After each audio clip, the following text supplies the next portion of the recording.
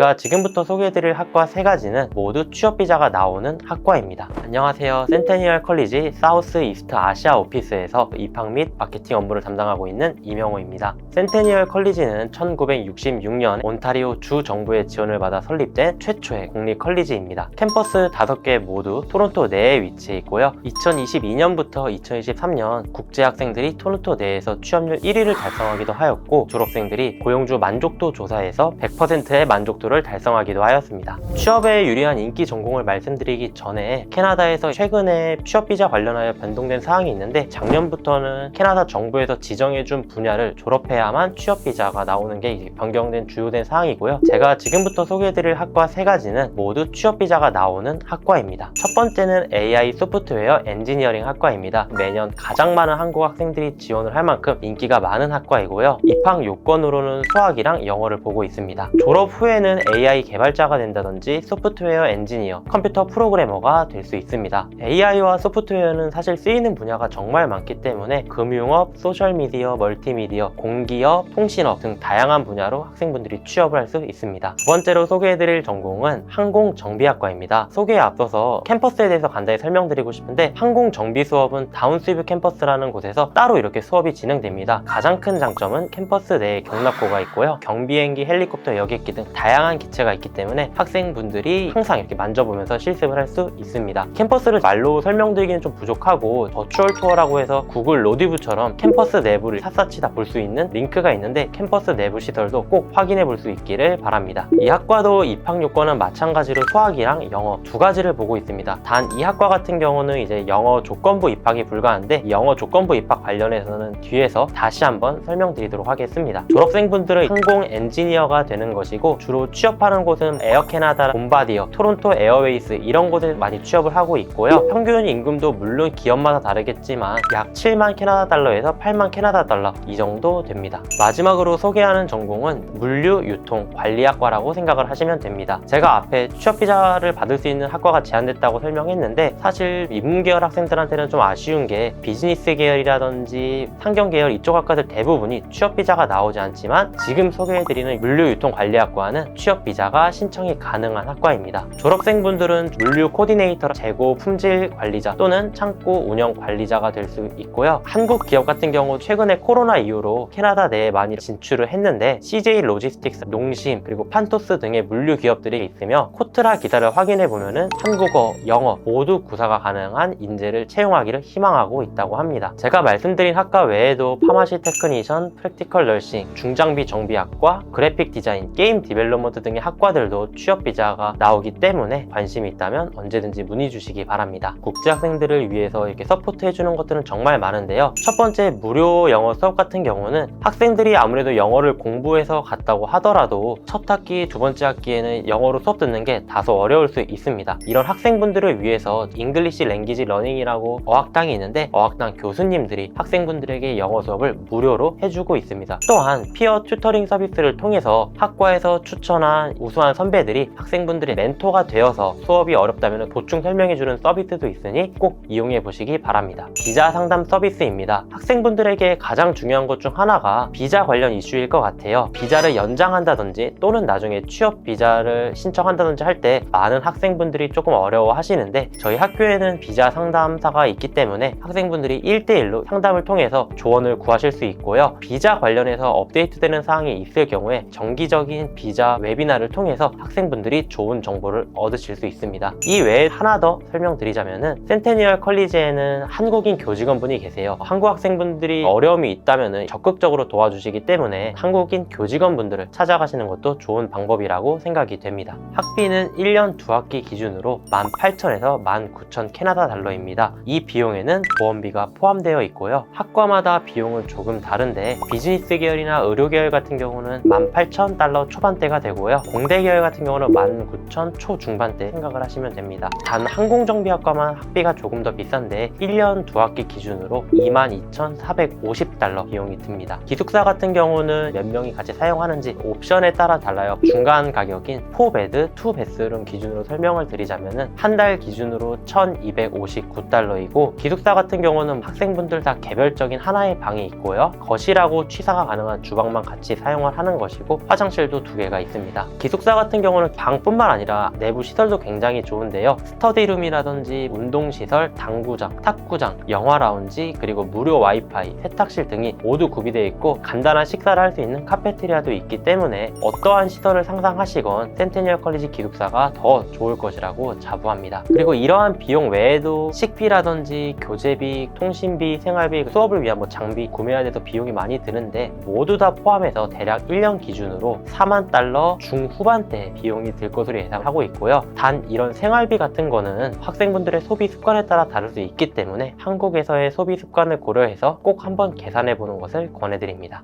굉장히 다양하게 있습니다. 적게는 500달러에서 많게는 5,000달러까지가 있는데 대부분이 성적 장학금이고요. 3.0 이상이면 누구나 신청이 가능하고요. 신청한 학생을 대상으로 성적을 보고 그 외 교수님의 평가라든지 여러 가지 요소를 고려해가지고 지급을 하고 있습니다. 2024년 기준으로 대략 90개의 장학 제도가 있었고 제 개인적인 바람으로는 한국 학생들이 공부를 열심히 해서 장학금을 모두 받으실 수 있기를 희망합니다. 학생분들의 내신 수능 영어 점수를 보고 있지 않습니다. 대신 공인 어학 성적 제출을 요구하고 있는데 이런 성적이 없을 경우에는 사설 어학원에서 영어 과정을 이수한다든지 또는 센테니얼 컬리지 잉글리시 랭귀지 러닝 코스를 이수하는 방법이 있습니다. 사설 어학원 영어 과정 이수라고 하면은 센테니얼 컬리지와 파트너십이 맺어져 있는 어학원에서 컬리지 입학을 위한 영어 과정을 이수하고 나중에 수료증이랑 성적표를 제출하는 방법이 있고요. 두 번째는 센테니얼 컬리지 내에도 어학당이 있어요. 잉글리시 랭귀지 러닝이라고 하는 어학당인데 어학 과정을 이수하고 입학을 하는 과정입니다. 보통 한국 학생분들 같은 경우는 영어 실력에 따라 다를 수 있겠지만은 일반적으로 2학기 수강하면은 대부분 입학이 가능하고요. 한 학기는 15주이며 학비는 5,400 캐나다 달러입니다. 마지막 방법 같은 경우는 공인 어학 성적을 제출하는 방법이 있는데 한국 학생들은 보통 IELTS, 토플, 듀오링고 이 세 가지 성적을 많이 제출하고 있습니다. 그러면 몇 점을 받아야 되는지 궁금하실 텐데 IELTS 같은 경우는 평점 6.0, 각 과목당 5.5 이상을 받으시면 되고요. 토플은 총점 67점, 대신 리딩에서는 16점 이상, 라이팅에서는 23점 이상을 받으시면 됩니다. 듀오링고는 스피킹, 리딩 이런 거 점도 상관없이 총점 105점 이상을 받으시면 입학이 가능합니다. 영어 조건부 입학 제도는 항공정비학과 얘기할 때 뒤에서 다시 한번 하기로 했는데 영어 외에 모든 조건이 충족이 되었다면 영어 조건부로 입학 허가서를 받을 수 있는 제도입니다. 한국 같은 경우는 수시 정시 기간이 따로 있어가지고 이 기간 내에 지원을 할 수 있게만 되어 있는데 컬리지는 그러지 않고 상시 지원이 가능해요. 그렇기 때문에 성적 요건을 충족한 학생들이 다 찼다면 선착순으로 마감이 되기 때문에 학생분들이 입학 허가서를 늦게 받으면 해당 학기는 입학이 불가합니다. 예를 들어 9월 학기에 입학을 한다고 하면은 학생분들께서 영어 외에 모든 조건을 충족했다고 하면은 일단 입학 허가서를 받고 디파짓을 납입해서 입학을 할 수 있는 자리를 미리 확보해 놓기 위해서 이런 제도를 사용하는 거고요. 언제까지 영어 성적을 내면 되느냐 이게 궁금하실 텐데 학기 시작 2달 전에 제출하시면 됩니다.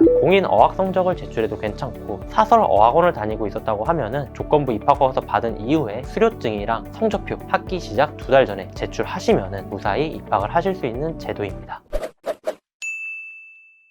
2024년에 캐나다 정부에서 유학생을 줄이겠다 발표를 해서 많은 한국 학생분들이 걱정을 하고 있는데 센테니얼 컬리지를 비롯해서 많은 컬리지들에서 한국 학생들 정원은 전혀 줄지가 않았어요. 물론 취업 비자가 제한되는 거는 모든 컬리지가 적용을 받고 있고 취업 비자를 받을 수 있는 전공이 여전히 센테니얼 컬리지에는 50개 이상 있습니다. 너무 걱정하지 마시고 캐나다 유학, 이민, 취업 고민이 있다면 도움을 드리고자 컬리지 교직원과 EDM 유학센터가 있는 것이기 때문에 망설이지 말고 센테니얼 컬리지에 꼭 지원해 주셨으면 좋겠습니다. 감사합니다.